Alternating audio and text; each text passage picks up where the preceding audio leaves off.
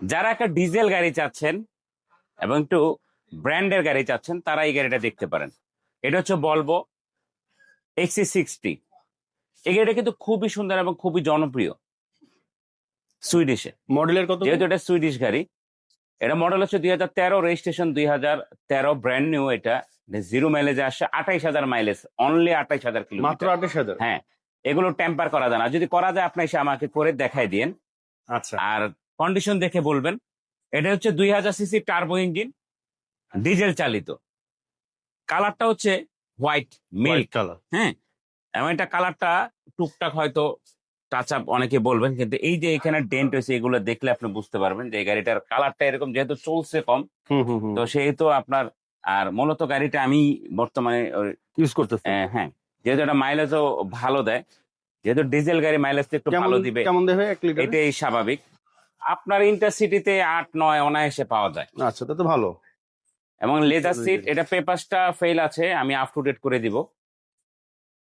এবং এটার প্রত্যেকটা গ্লাস কিন্তু অরিজিনাল, হেডলাইট ব্যাকলাইট সবকিছু কিন্তু এটার অরিজিনাল গাড়ির সাথে। যেটা আমি বলছিলাম বলবো XC60। আচ্ছা, হ্যাঁ, যেহেতু ডিজেল এলিগেট D4 লেখা পিছনে। পিছনে কিন্তু হিউজ অনেক স্পেস, স্পেস। মানে হিউজ স্পেস মানে হিউজ স্পেস। এবং পিছন সাইডে আপনাকে যদি আমি স্পেয়ার টুলস গুলো দেখাই এবং স্পেয়ার টায়ারটা দেখাই, দেখলে আপনি বুঝতে পারবেন আসলে গাড়িটার কন্ডিশন কি আছে।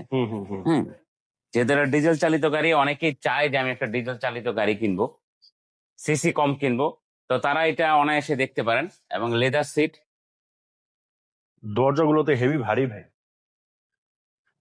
পিছনে মনে বেশি ইউজ হয় না, না? না, 28,000 মাইলেজের গাড়ি আর কতটুকু ইউজ হবে। আর এই ধরনের গাড়ি যারা চালায় ভাই, ওনাদের তো মনে হয় 4-5টা গাড়ি এমনিতে পড়ে থাকে গ্যারেজ। হ্যাঁ, আর এটা একটা গ্রুপ অফ কোম্পানি গাড়ি ছিল, আর ওইটা আমাদের কোম্পানির নামে আমরা নিয়ে আসছি। আচ্ছা, এখনো আমরা নাম ট্রান্সফার করিনি, করে ফেলবো যেহেতু চালাচ্ছি।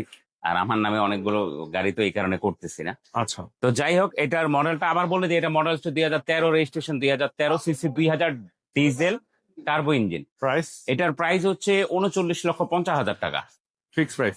Almost fixed. স্লাইডলি কিছু নেগোশিয়েট করে যাবে, পেপারস ফেল আছে, আপ টু ডেট করে দিব।